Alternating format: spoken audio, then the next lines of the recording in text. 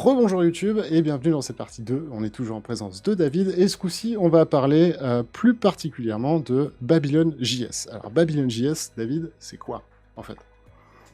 Alors c'est un moteur 3D qui fonctionne sur le web, donc basé sur WebGL, et qui on a créé sur notre temps libre il y a quelques années avec un copain, qui est un vrai gourou de la 3D, qui s'appelle David Catu, qui est un autre David, Delta Coche sur les réseaux sociaux. Et lui, il fait de la 3D depuis tout petit, donc on était tous les deux, on avait fait de la démo scène, donc je sais pas si les gens savent ce que c'est. C'est en gros, c'était des compétitions de code principalement Ouais. pour faire de la 3D, de la musique, etc. Donc sur des Amiga, des Atari 520, les Spock, etc. Et donc lui, il était à son 5e itération de moteur 3D. Et quand WebGL est arrivé sur les navigateurs Microsoft, un jour il m'a dit le jour où ça arrive, je m'enferme dans une cave et j'écris un moteur 3D. Et donc du coup, moi je l'ai rejoint, je dis j'ai trop envie de faire partie de cette aventure et on a commencé sur notre temps libre pour développer ce moteur et qui est devenu de fil en aiguille un moteur utilisé beaucoup par Microsoft et d'autres partenaires dans plein d'applications. Donc Office l'utilise beaucoup. PowerPoint, tu sais, tu peux mettre des objets 3D dans PowerPoint, mais plein d'autres choses, parce qu'il ne fait pas que de la 3D, c'est un moteur qui utilise WebGL, mais qui peut dessiner de manière accélérée par le GPU, pas que pour faire de la 3D. Ouais. Et donc, il est entièrement écrit en TypeScript, donc une version typée de JavaScript. Ouais. Et ça, c'est assez fou. Donc un moteur, un langage interprété, du coup, et non compilé. C'est le langage principal du web, en fait, à l'heure actuelle, pour ceux qui nous connaissent, pour ceux qui connaissent un petit peu moins le langage. Et justement, c'était ma question, du coup, du JS Vanilla, non, du coup, c'est du TypeScript. Mais alors, ça n'a pas été du TypeScript tout de suite, ouais. Non, on avait commencé en plein JavaScript. Donc, je vois qu'il y en a qui c'est un malade, ce David Toulousain. C'est effectivement un gros malade. Et donc, je me suis toujours bien éclaté avec lui et on avait commencé en JavaScript. Et en fait, parce que TypeScript était sorti, donc, mais en fait, comme on voulait aussi aller voir la communauté des développeurs web, on voulait pas arriver avec nos gros sabots en disant on est Microsoft, on n'avait pas bonne réputation. Ça va mieux maintenant dans le domaine du web à cause d'un navigateur qui s'appelle Internet Explorer. Internet Explorer a été le meilleur navigateur pendant un moment avec iOS 6 et est devenu le pire des navigateurs parce qu'en fait, on n'a rien fait sur le navigateur pendant des années. Ensuite, Firefox est arrivé, Chrome est arrivé. Donc en fait, on était détesté dans le monde du web et donc on voulait pas arriver avec une technologie Microsoft pour proposer un moteur parce qu'on savait qu'on allait se recevoir des carottes, des tomates, voire pire dans la tronche en arrivant dessus. Donc on a commencé en JavaScript et ensuite rapidement j'ai réussi à convaincre David de dire en fait JavaScript moi j'aime beaucoup JavaScript mais on avait des bugs qui étaient très difficiles à trouver parce que tu arrives à un certain nombre de lignes de code, il y a des bugs qui étaient devant nous. Alors il y a un bug qui nous a marqué, c'est on était dans la scène 3D, il y a un moteur de collision, donc moteur de collision c'est pour éviter de passer à travers les objets tout à fait. Et de temps en temps, je sais pas, ça accrochait, on a l'impression que ça y a une frame qui sautait, donc on s'est inventé plein d'histoires, on s'est dit ça doit être le garbage collector qui passe à ce moment-là, qui prend une partie du CPU qui fait que du coup on a un drop de frame, etc. Ou c'est peut-être le navigateur qui a un bug, ou enfin voilà, on avait des idées en disant ça vient pas de nous. Et en fait, c'était notre code qui faisait que comme c'est un langage non typé par défaut JavaScript, il faisait une conversion à un moment donné qui faisait un peu n'importe quoi, qui faisait sauter une image. Ça crachait pas, mais ça marchait pas. Et TypeScript nous a aidé à trouver plein de bugs comme ça. On n'a pas eu trop de pushback, de mauvais retours de la communauté parce que il faut savoir que les développeurs de jeux 3D sont principalement des devs C++, qui font de la 3D. Oui, à la base. Et donc, quand on a recherché des contributeurs pour le moteur, ensuite c'est un moteur open source. Les gens leur demandaient de passer de C++, DirectX ou OpenGL à JavaScript WebGL, c'était un peu violent pour eux. Donc en fait, TypeScript, c'était un peu un langage intermédiaire pour eux, sachant que la partie WebGL, les shaders, donc il y a une grosse partie qui est écrite avec les shaders, dans notre moteur. Les shaders sont quasiment les mêmes qu'OpenGL, donc c'est un sous-ensemble d'OpenGL. Donc ça, les shaders, quelqu'un qui a l'habitude d'écrire des shaders, il va pas être perdu. Il va passer sur WebGL. Ok, ça marche. Donc on l'a vu, un moteur complet sur lequel on peut gérer les particules, la physique. Hop, je vais vous passer directement les images du site. Et maintenant, vous pouvez même faire de l'animation. Ouais, ça fait un moment, mais on a Ok. des supports, des skeletons. En fait, on l'a conçu comme pour se différencier de nos compétiteurs, on a voulu faire un moteur qui a plein de services déjà intégrés, Mhm. principalement pour viser à l'origine les jeux vidéo. Et en fait, très peu de gens l'utilisent pour faire des jeux vidéo. Il y en a qui font des jeux vidéo avec, hein, mais on a beaucoup d'utilisation, on va dire, professionnelle de notre moteur. Euh, et certains utilisent les moteurs d'animation pour tout ce qui est formation, en fait, parce que vous avez des formations en ligne qui utilisent notre moteur, donc Ouais, tout à c'est fait. assez chouette. Tout à fait. Et j'ai vu, alors là je le retrouve plus, mais quelque chose qui m'intéressait, ouais, c'était le shader graph, enfin l'équivalent du shader graph du coup. Ouais, le Node Material Editor, tu as dû voir. Je Ouais. sais plus si... Ah bah voilà, ici. Mm. Du coup. Donc effectivement, du coup, on peut faire des matériaux, directement, directement comme ça avec cet De assemblage, manière graphique, quoi. Ouais. voilà, de blueprint du coup, enfin de plan. Et ouais, non, ça c'est des sacrées avancées. Ok, donc du coup TypeScript pour justement comme ça pallier un petit peu plus facilement, on va dire, à ceux qui venaient du monde du C++. On dirait l'UE4, Ah, nous merci. dit Nerdiner, ouais.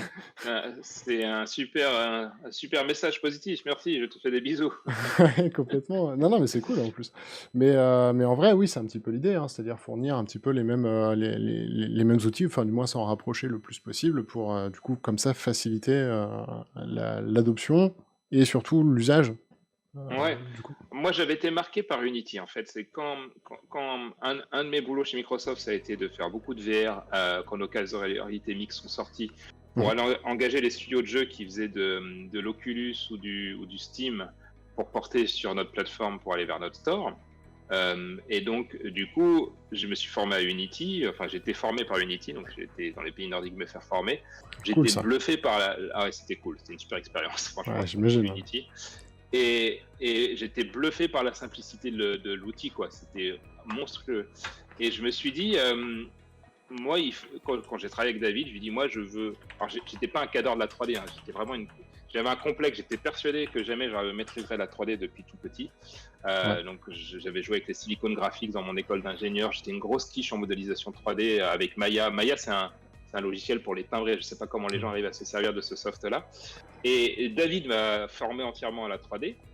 Et je lui dis, moi, je veux que la philosophie du produit, ce soit la simplicité. Parce que moi, ça m'a toujours saoulé, toute la Ouais. complexité des moteurs 3D. Je suis sûr qu'il y a moyen de faire des interfaces plus simples. Alors, c'est compliqué de faire une interface simple de programmation tout en gardant la souplesse derrière et la performance. Mm. Mais on a réussi à avoir pas mal de... Aujourd'hui, notre moteur, il est reconnu pour ça aussi. Il est reconnu pour être performant, d'avoir plein de features qui sont à l'intérieur. Et aussi pour la facilité d'accès pour un développeur, bien sûr. Ouais, un bon compromis, on va dire, pour... Enfin, easy... Enfin, ouais, user-friendly, on va appeler ça comme ça. Enfin, Oui, développeur-friendly, en tout cas. et puis l'API, comme on a TypeScript, on a ce qu'on appelle un playground où tu peux découvrir en live en fait l'API, tu peux jouer avec et puis tout de Ah, suite voir le résultat. directement. C'est l'avantage du web, c'est que notre moteur il tourne dans n'importe quel navigateur.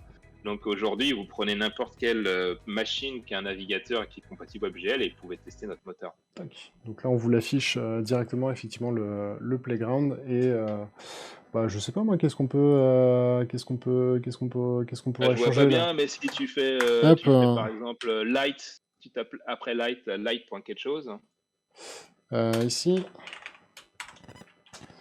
add behavior, j'ai une bêta d'add behavior du coup, et ça prend quoi en paramètres? Tu fais light ou tu fais light.diffuse color, qui est Ouais. la couleur. Non, mais là c'est pour ajouter un comportement, ça va être trop compliqué.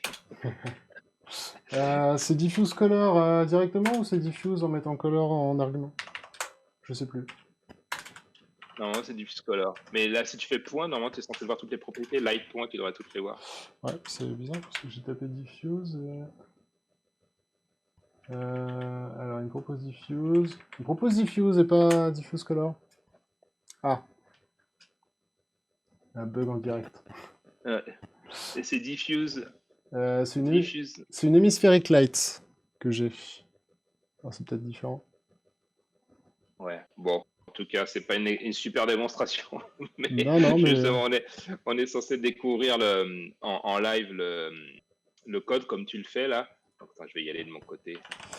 Attends, du coup, je crois que j'avais l'information là, ici sur la. Donc là, la scène est super moche, hein, parce que tu commences par de zéro, tu commences par faire un truc simple. Hein, on essaye de pas t'embêter trop. Mais et ensuite, il y a plein d'exemples. Si tu cliques sur la droite là, je sais pas si on le voit. Ah, allez.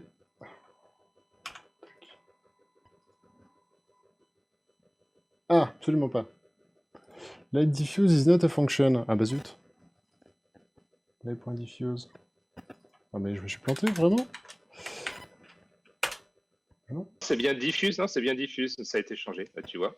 Ouais. Mais par contre, ouais. Donc en fait, si tu fais diffuse, tu vois, est égal à babylon.color3.red, normalement ça a changé la couleur en rouge. Donc c'est une propriété. Bon, c'est pas un super exemple concluant pour les gens qui nous regardent, mais on a plein d'exemples de code en fait ici qui sont à gauche où vous pouvez découvrir comment bidouiller le moteur et fabriquer vos scènes. Donc en partant de zéro. Donc là c'est la scène la plus simple. Tu vois, Red. Ouais. Du coup j'ai tout pété là. Ouais, si tu exécutes l'ensemble, ça devrait repartir. Mais Red, c'est entre parenthèses ensuite. Après, c'est une fonction appelée Red. Ah, parce que du coup, il mettait le... Donc c'est Red, c'est en string? Je sais plus. Non, c'est juste, c'est une fonction appelée Red. C'est point Red et puis... Ah, au secours. My bad. Et voilà, effectivement. Mes excuses à la communauté. Ouais, l'effet démo, oui, tout à fait. Alors ça, celui-là, on le connaît bien pour le coup. Mais voilà. Ouais, c'est incroyable. Donc, vous pouvez changer la couleur en rouge. Non, mais du coup, c'est tout l'intérêt, effectivement, d'un Playground, c'est que du coup, vous le prenez, vous commencez à bidouiller, et puis, du coup, vous pouvez tester les différentes méthodes comme ça. Et donc, je vois effectivement dans les commentaires qui ont été faits, on a travaillé avec Ubisoft, avec Assassin's Creed, en fait, assez rapidement au début du moteur. Donc, on a fait des trucs rigolos avec eux. Donc, c'était assez cool. Je vois une question, je me permets d'y répondre. Est-ce qu'on peut exporter depuis Unity, Unreal ou autre? Alors, on a des exportateurs. Alors, j'avais fait le premier exportateur Unity qui a été repris par la communauté, nettement amélioré. Donc, il y a un exportateur Unity. Il y a un exportateur Blender qui était le premier, puisqu'en fait, on est gratuit au open source. Donc, on a travaillé avec Blender en premier. Un exportateur ABS Max, un exportateur Maya. Et pas Unreal. Et pourquoi pas Unreal? Et voilà. Et donc, vous pouvez retrouver l'Unity Exporter directement ici. Et j'imagine l'inverse également. Et pourquoi pas Unreal d'ailleurs? C'est une vraie question. En fait, Unreal, on n'a jamais eu. Enfin, moi, je travaille plus sur le projet depuis un peu plus d'un an en fait maintenant. Donc, il y a une équipe complète qui est dédiée, qui est gérée par David. Il y a presque 10 personnes qui bossent dessus maintenant. Donc, ça a commencé un peu. C'était que nous, sur notre temps libre, à une équipe de 10 personnes payées par MS, c'est quand même dingue. Ouais, mais au début, je faisais ce que j'appelais le directeur marketing du produit ou les orientations du produit aussi. Et comme on n'était pas beaucoup, je voulais pas qu'on passe du temps sur des trucs qui me paraissaient pas pertinents pour la plus grande majorité de notre communauté. Unity, j'étais intéressé par Unity parce qu'il y avait plein d'assets qui étaient disponibles. Alors ça exporte pas la logique du jeu, hein.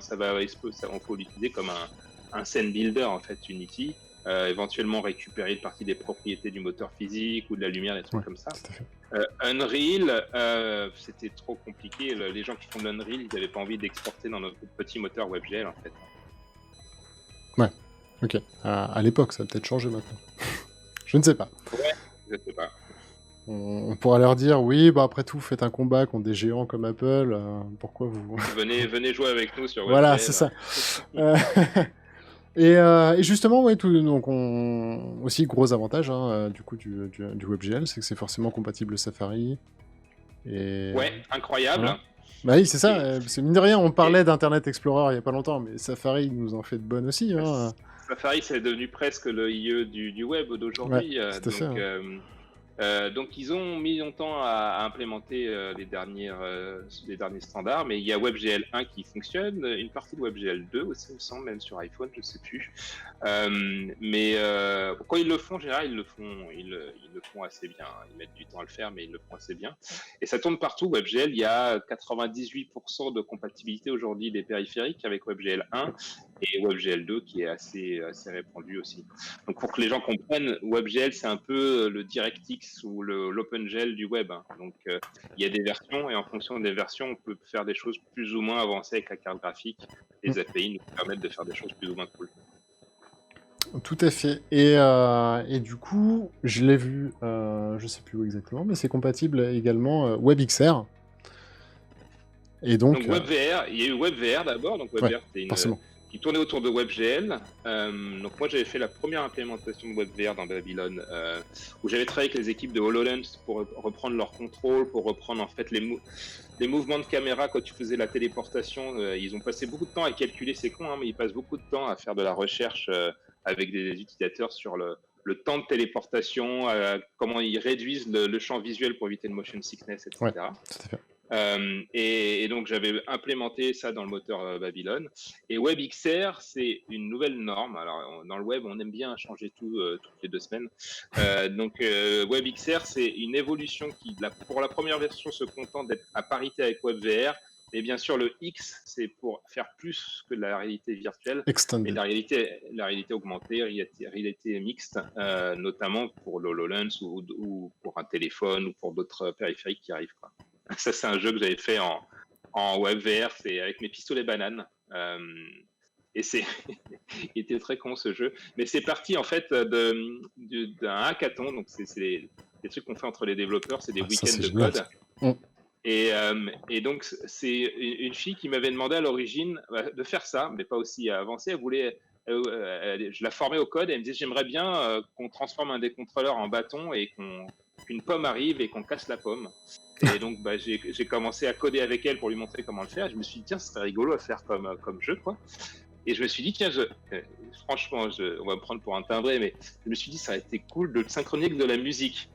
Et peu de temps après, j'ai vu Beat Saber arriver. Ouais, c'est ça. Bon, ça a une autre gueule que mon jeu à la con, mais je me suis dit merde, ça se trouve j'avais eu une bonne idée à l'époque. Ah, t'avais un concept, t'avais une poule aux œufs d'or, hein, même, je pense, parce que clairement. Moi, je l'aurais fait sur le web, donc je pense pas que j'aurais eu le même carton que Beat Saber. Mais... Bah, petite question justement comme ça, est-ce qu'un soft comme Beat Saber, du coup, qui est pas visuellement qui n'a pas l'air entre guillemets très gourmand, est-ce que ça pourrait être tourné sur un navigateur à l'heure actuelle? Moi, je suis persuadé, peut-être pas avec les effets de glow d'activer. Il y a beaucoup de glow, tu sais, dans Beat Saber. C'est possible de le faire, mais ça consomme pas mal de ressources.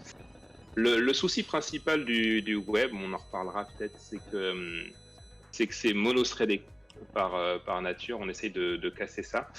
Donc, on est vite limité par tous les effets qui sont faits côté CPU. C'est-à-dire que si le rendu, en fait, on a accès à pas mal de patates sur le GPU, malgré tout, dans le navigateur. Dès qu'on doit faire des trucs compliqués avec de la physique, etc., et encore plus en VR, hein, parce que du coup, aux 90 images secondes, tu peux pas te louper. C'est un peu plus compliqué. Mais je pense que Beat Saber, on pourrait faire quelque chose d'assez proche. Ouais. Ouais, parce que du coup, là ça finirait de l'ouvrir au grand public. Ça, pour le coup. Là, si tout le monde peut y jouer directement via. Alors, réponse rapide à une question. Oui, on supporte l'inverse kinétique. Là, je vois la question. Ah oui. On l'a supporté dans notre moteur. Effectivement, tu fais bien d'y répondre. Moi, généralement, je gardais les questions pour après, mais c'est parfait, du coup, impeccable. Et ben, du coup, je te propose de passer, effectivement, donc, Babylon.js, mais plus, on va dire, plus globalement, en fait, à ce qu'est le web VR et quelles sont les possibilités, en fait, de ce web VR.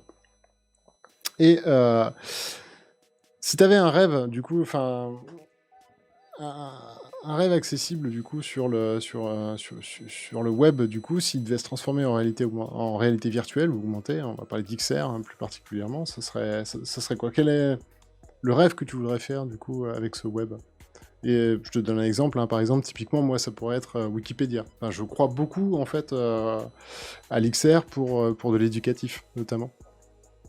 C'est un truc qui marche bien. Alors moi, j'y crois beaucoup aussi sur l'éducatif. À la réalité augmentée, d'une manière générale, je pense que c'est plus intéressant pour le grand public que la VR. En fait, c'est des usages différents pour moi. Donc souvent, les gens ils disent la VR c'est mort parce que c'est la réalité augmentée ou la réalité mixte qui va gagner. Pour moi, c'est des gradients différents. Un jour, on aura un périphérique qui fera tout. Je suis persuadé qu'on aura des des lunettes qui seront pacifiantes pour avoir la VR, qui laisseront passer une partie de l'information pour faire de la réalité augmentée ou mixte. Bah, c'est le défi de Unreal, là, d'ailleurs, qui nous a sorti là il y a peu, qui nous a teasé là il y a peu, du coup. Donc les fameuses lunettes de MR Unreal. Je sais pas si ça te, Non, j'ai pas suivi. Ouais. te dit quelque chose. Bah, c'est la form factor à l'heure actuelle la plus J'ai dû les voir passer, mais la plus chouette, hein, ça donne ça concrètement. Bientôt compatible 5G en plus. Ils n'arrêtent pas de teaser, ils n'arrêtent pas de faire des trucs. Alors, du coup, il y a une petite histoire hein, au travers de Unreal, c'est que c'était l'ancien thésard chargé de l'optique de Magic Leap qui est revenu voilà. en Chine pour fonder Unreal. Et du coup, ils ont teasé. Magic Leap, ça nous a teasé pendant longtemps pour On est bien pas d'accord. grand-chose quand même. On est bien d'accord. Et il se trouve que du coup, avec Unreal, en 9 mois, il faisait mieux. Donc, avec un meilleur form factor et autres. Donc, bon, ça leur a mis une bonne claque. D'ailleurs, ils sont en procès. Mais du coup, ils ont. Voilà. Unreal a teasé, là, il y a peu. Du coup, je sais pas s'ils ont un. Non, mais ils vont pas avoir de blog, rien. Bah, tant pis pour eux. En tout cas, ils ont teasé la possibilité, effectivement, enfin, qu'ils bossaient sur la possibilité de transformer leurs lunettes en lunettes de VR, pour le coup, donc avec un plus petit champ de vision, c'est sûr, mais ça commence petit à petit. On voit que les devices qui vont être complètement hybrides arrivent. Et tout ça accéléré par le form factor, hein, forcément, donc le fait que ça soit une grosse paire de lunettes, on va dire, et plus un Moi, j'y casque. crois beaucoup. Ensuite, je me méfie un peu. Là, ça me paraît. Depuis le drama à Magic Leap, je me souviens de la baleine et ça finissait. Enfin, la baleine, le jeu dans les bureaux qui était impressionnant, qui était entièrement du fake. Et on a fini par un petit robot qui nous envoyait un caillou pourri sur la tranche. Enfin, Ouais. le downgrade a été violent. Donc, je sais que tout le monde travaille sur ce que eux ils montrent. Que ce soit Google, Facebook, Oculus, nous on travaille tous sur des approches pareilles. Je sais pas quand est-ce que ça va arriver, mais la vision en tout cas que nous on a, et je pense que d'autres ont, c'est de séparer en fait la partie rendue, donc les lunettes, le compute, donc le téléphone, et l'input éventuellement. Et ça de manière de pouvoir en fait de mixer. En fait, le compute, ça va devenir certainement ça en fait. Hein, ça va être un téléphone tellement puissant. Et l'input, tu pourras le poser, tu auras un clavier qui va se projeter, tu pourras mettre des lunettes, etc.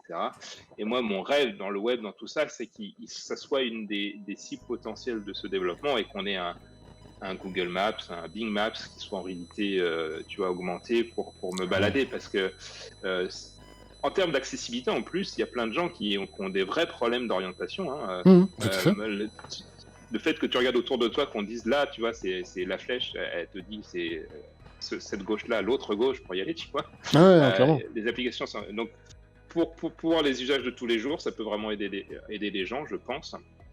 Et pour l'éducation. Je suis convaincu comme quoi que l'éducation, c'est une des cibles vachement intéressantes du web avec la VR. D'ailleurs, les premières demandes qu'on a eues sur Babylone, c'était pas de faire des jeux ou des trucs comme ça, c'était des musées, c'était des gens qui voulaient exposer des pièces avant le Covid en plus. Hein. Ça s'est vachement renforcé avec le Covid, c'est que maintenant, les gens essayent au maximum de rendre virtuels leurs assets pour qu'ils soient accessibles, parce que les musées, plus personne n'y va. Plus personne n'y va, ouais, c'est ça, ou du moins c'est extrêmement limité, ouais, en effet. Et du coup, oui, ça a donné un vrai coup de boost où comme ça, en fait, tout le secteur du divertissement, hein, parce qu'on en parlait aussi sur les concerts, sur la musique, ils sont obligés effectivement de se renouveler parce que le Covid est là, qui va pas partir demain, qu'il faut quand même prendre ses précautions, et puis même, en fait, ça fait quand même réfléchir sur tout un système finalement qui était devant leurs yeux, mais qu'ils n'utilisaient pas, sur lequel ils misaient pas, parce que la force de l'habitude finalement, et puis il y a quand même... Alors, je sais pas du coup dans ton entourage, mais il y a quand même beaucoup de personnes qui sont réfractaires en fait à mettre quelque chose devant leurs yeux. Là, je parle plus de la VR du coup. Certes, il y a l'immersion, mais il y a beaucoup de gens qui, n'ont pas envie d'avoir quelque chose d'occultant complètement, et du coup, ça peut être stressant, ouais. Et en ça, je pense que la XR du coup aura beaucoup plus de facilité à percer au niveau du grand public. C'est clair que c'est plus accessible. Ensuite, il y a des scénarios d'immersion pour le jeu de toute façon, pour la téléportation quelque part virtuelle. Donc moi, c'est un truc sur... donc Microsoft sort un logiciel qui s'appelle Teams pour faire de la visioconférence. Et moi, tout de suite, ce que j'avais dit de notre côté, c'est il nous faudrait une version VR du truc pour qu'on puisse avoir, tu vois, la possibilité de le faire aussi en VR, d'avoir notre avatar. Donc Ouais. on a acheté une solution qui s'appelle Altspace VR. Oui. Oculus, Facebook travaille sur des trucs similaires. Je pense que, franchement, avant, déjà, je pensais que ça pouvait être cool parce que moi, j'ai plein de copains qui sont aux États-Unis, qui sont un peu partout. Donc, ça permet d'effacer les frontières. Et là, encore plus avec le Covid, Ouais. la Non, je suis possibilité d'accord. de se téléporter au même endroit et de vivre une expérience ensemble, Je suis la complètement VR est d'accord super intéressante. et je bosse moi-même sur un système comme ça de travail collaboratif, du coup avec ces spécialités, mais du coup on réutilise forcément les bases du travail collaboratif et c'est vrai que ça a énormément d'avantages. Enfin, je veux dire, c'est comparé à une visio typiquement, ne serait-ce que l'audio. Alors on n'en a pas parlé et on va en parler parce que Babylon.js, vous avez un traitement de l'audio dessus, mais ne serait-ce qu'avoir la spatialisation du son. Finalement, quand on fait une conférence, fait que vous pouvez avoir 10 personnes dans votre conférence, ils vont tous se mettre à parler, mais finalement, la personne qui va être à côté de vous va rester complètement audible, chose qui n'est pas du tout faisable sur un Zoom ou un Google Meet. Hein. Forcément, on s'en Non, est mais bien. t'as raison, c'est le problème principal. Moi, toute mon équipe aux États-Unis, souvent, j'étais le seul à être connecté avec une webcam et mon PC. Ouais. Alors, on a ce qu'on appelle les systèmes de roundtable chez Microsoft, donc c'est une espèce de caméra 360 posée au milieu avec un micro qui chope qui est directionnel et Celui qui qui met parle. le focus sur la personne qui parle. Mais malgré tout, quand tout le monde se mettait à parler, c'était impossible pour moi parce Ouais. qu'effectivement il me manquait, je pense, des informations pour comprendre ce qui se passe, alors que la technologie, on pourrait le faire comme tu le dis avec de l'audio spatialisé. Donc tout le monde est en train de travailler à améliorer tous ces trucs là. Avant, tout le monde s'en fichait un peu parce qu'il y avait toujours que moi qui était le relou, donc Oui, c'est ça. maintenant Et puis en entreprise, tout- on parlait très très peu de télétravail, enfin, même dans l'IT. Enfin, alors, toi, c'est vrai que vous êtes des privilégiés, hein, enfin, côté Microsoft et autres, je pense qu'ils sont un petit peu avant-gardistes quand même sur le sujet. On avait aussi Rémi qui nous avait dit que le télétravail, typiquement aux États-Unis, c'est quelque chose de connu depuis des années. Nous, on était vraiment à la traîne, et même dans l'IT, en fait, hein, c'est des trucs qu'on a découverts en fait, avec le Covid, et du coup, toutes les problématiques qui vont avec, hein, Internet surchargé, les problèmes de communication, les gens ont enfin appris à rédiger des mails et à les tourner correctement pour éviter pour se faire entendre en fait, hein, éviter que le propos soit déformé et autres. Enfin, ça a été une véritable petite révolution, je trouve. Hein. Et le travail collaboratif. Alors malheureusement, moi, de l'expérience que j'en ai fait, parce que je fais beaucoup d'études de marché justement pour le produit qu'on développe. Très peu de ces plateformes sont pour l'instant vraiment viables, on va dire, au quotidien. Problème de serveur, ou alors c'est tout simplement il n'y a pas encore toutes les features, enfin c'est compliqué en fait, hein, de trouver une plateforme qui fait tout à l'heure actuelle. Alors, je sais pas si tu en as une à nous conseiller. Non, je pense Mais, qu'il y a une opportunité. En fait, je pense que dans le monde de l'informatique, à travers cette tragédie un peu du Covid, certains y voient aussi une opportunité de développer des technologies pour nous aider à travailler de la maison. Et ce que j'espère, c'est que ce Covid se termine assez rapidement. C'est mal barré pour l'instant, mais se termine au moins. Ouais. Et qu'on Déjà. garde une partie des choses positives qui sont arrivées. C'est la possibilité de bosser de la maison si tu veux, dans de bonnes conditions, et éventuellement de plus vivre, tu vois, dans les villes principales à Paris ou dans les grandes villes genre Seattle, San Francisco, qui coûtent du coup une blinde, tu vois, j'imagine. et tout en est dans une entreprise attractive, quoi. Donc, Ouais. je pense que nous, en tout cas, on était déjà en télétravail, pas tant que tu le penses. Hein. Les Américains, chez Microsoft, ils aiment bien que tout soit Seattle quand même. Hein. Donc, Quand même, d'accord. Okay. Ouais. Mais là, ça leur a vraiment ouvert les chakras. Ils se disent, finalement, on peut embaucher des gens de n'importe où sur la planète sans les forcer à prendre leur visa, ce qui est compliqué avec le dictateur Trump de toute façon. Donc, ils peuvent rester chez eux et on peut mettre en place ces technologies pour qu'ils travaillent dans les meilleures conditions. Bah ouais, ça ouvre les portes à des tas de talents. Enfin, je veux dire, plus besoin de quitter sa famille si vous voulez être embauché chez Microsoft ou autre. Enfin, c'est un monde utopique hein, là que je donne, mais ouais, ça serait. Non, mais c'est l'idée. Hein. Ça serait vraiment génial. Et puis sans compter que, enfin, moi, ça me sidère, moi, qui commence à se rendre compte que ne serait-ce qu'un jour de télétravail par semaine désengorgerait, du coup, si on le fait correctement, à la fois les réseaux routiers, enfin, tous les transports en commun et autres. Enfin, je veux dire, c'est aberrant de se dire qu'on en vient enfin, il faut ça pour regarder les choses en face et se dire, ah bah tiens, ouais, on pourrait facilement gagner. parce que c'est délirant l'urbanisme et la complexité de l'urbanisme.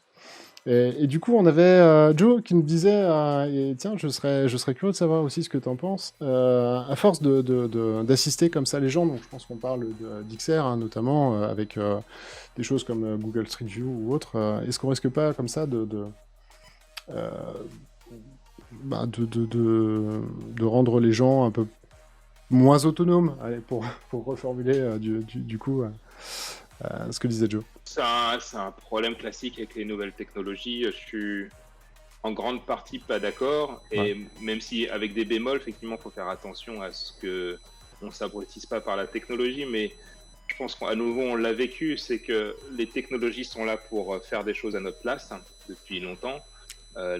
Les voitures pour le transport, l'électricité, on a des machines à laver pour faire notre linge à notre place, Mhm. etc. L'idée, c'est qu'on puisse Mettre à s'enlever des profit ce temps.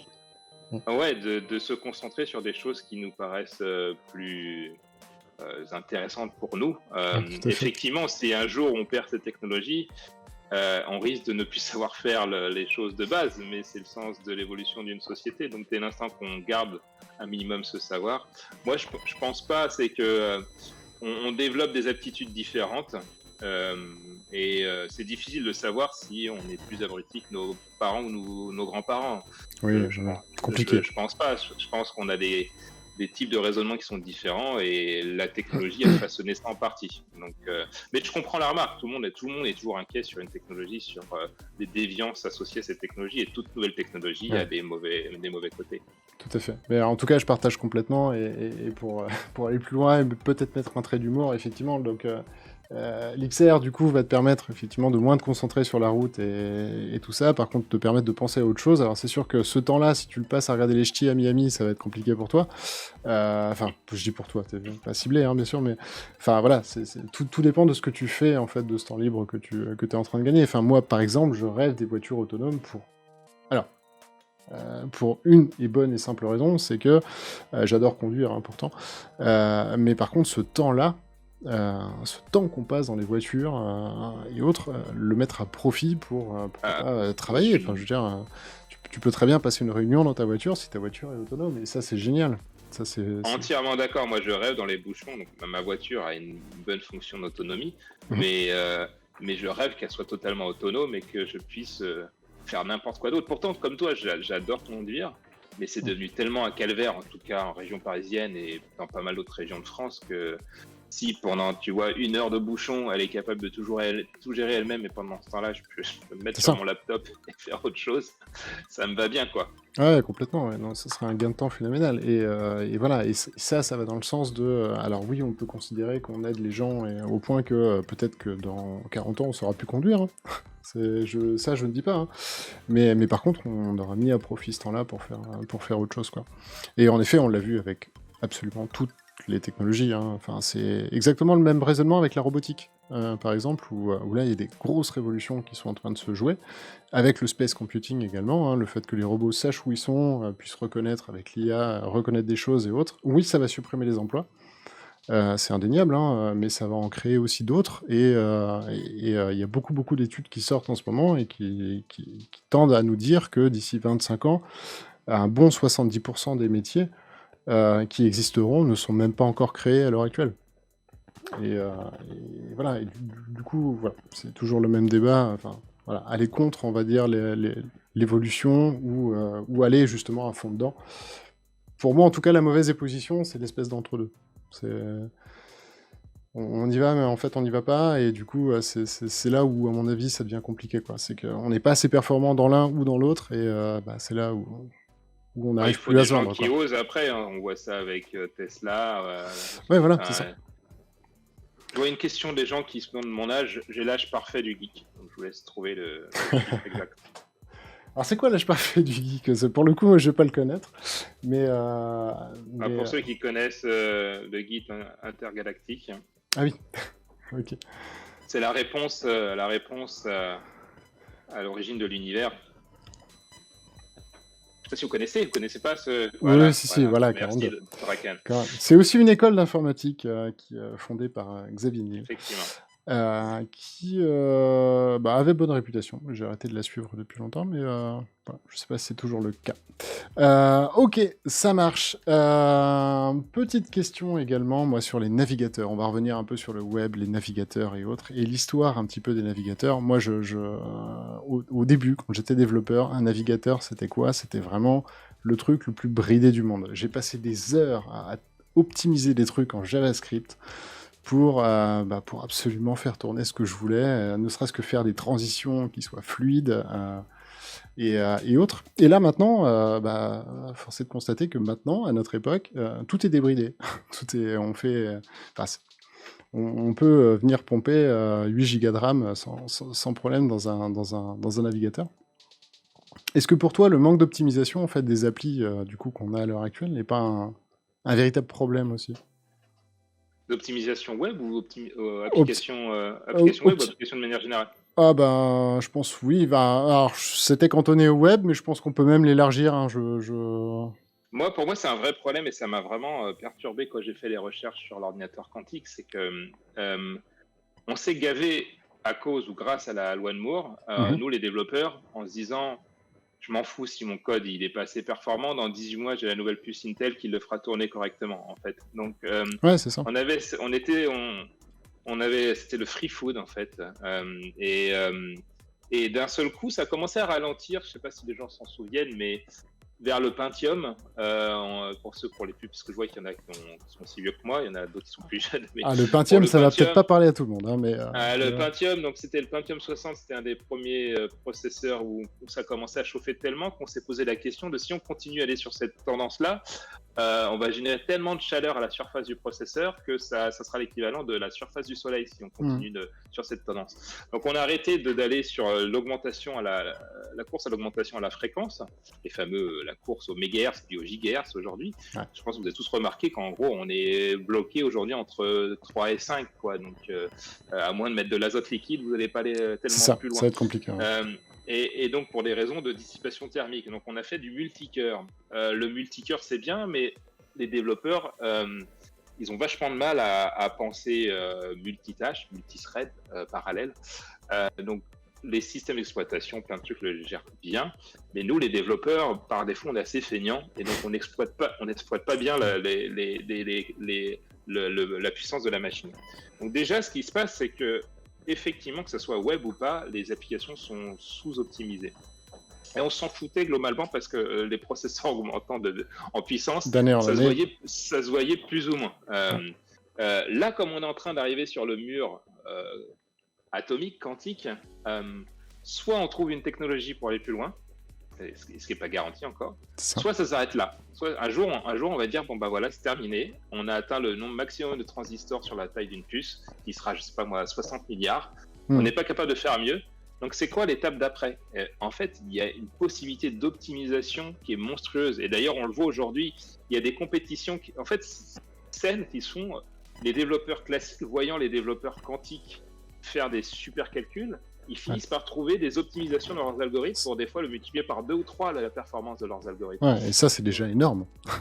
C'est énorme. Et quand tu penses, je sais pas, moi ça m'a passionné aussi la conquête de la Lune, la puissance de calcul qui était inférieure de loin à ma montre ou même une calculatrice, et qu'on arrivait à faire le calcul de la trajectoire, c'était optimisé aux petits oignons, c'était du super assembleur.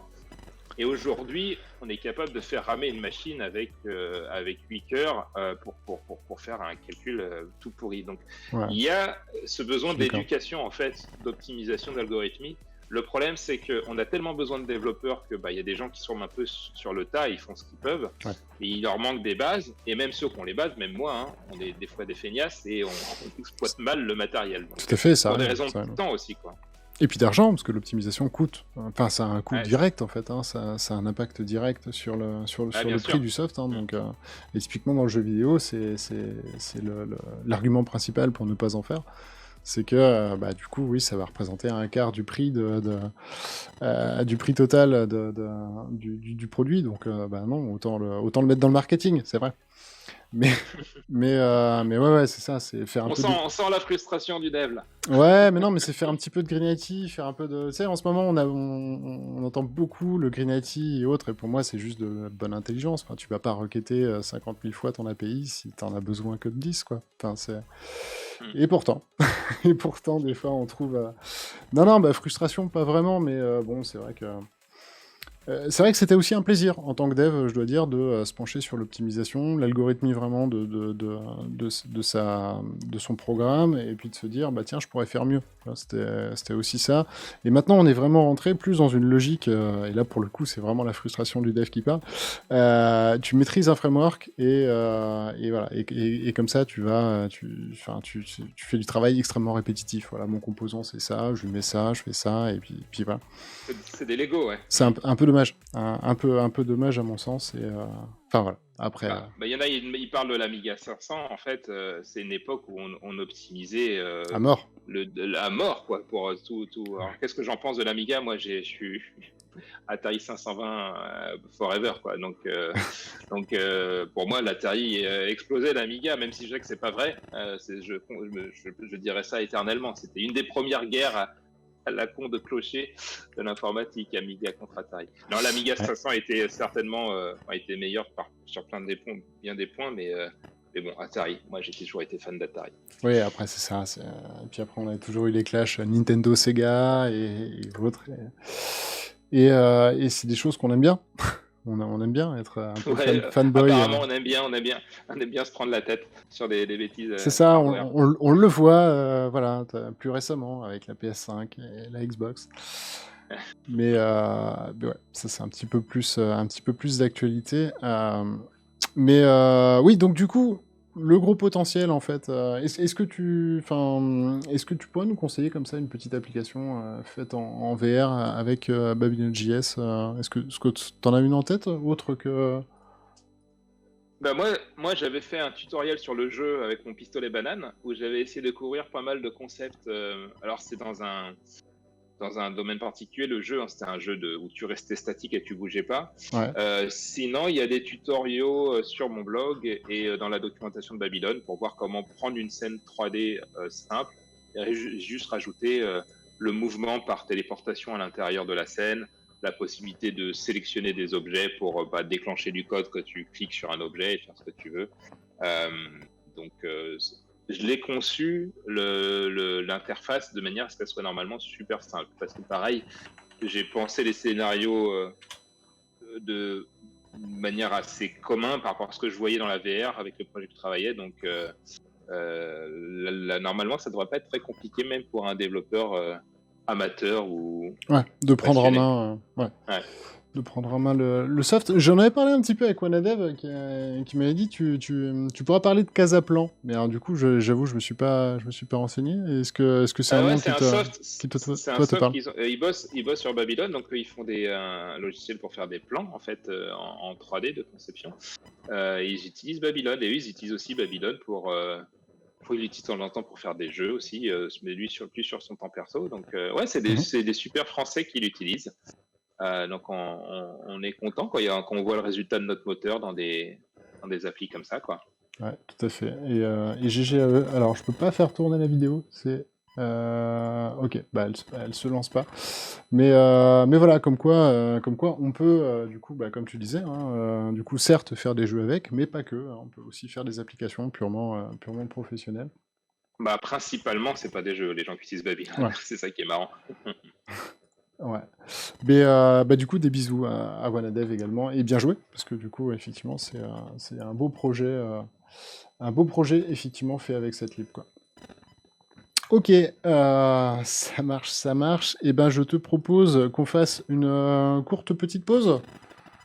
Ça te va si on fait une pause de 5 minutes? Comme ça nous laisse le temps de dire au revoir à YouTube donc pour cette partie 2, puis nous retrouver dans la partie 3.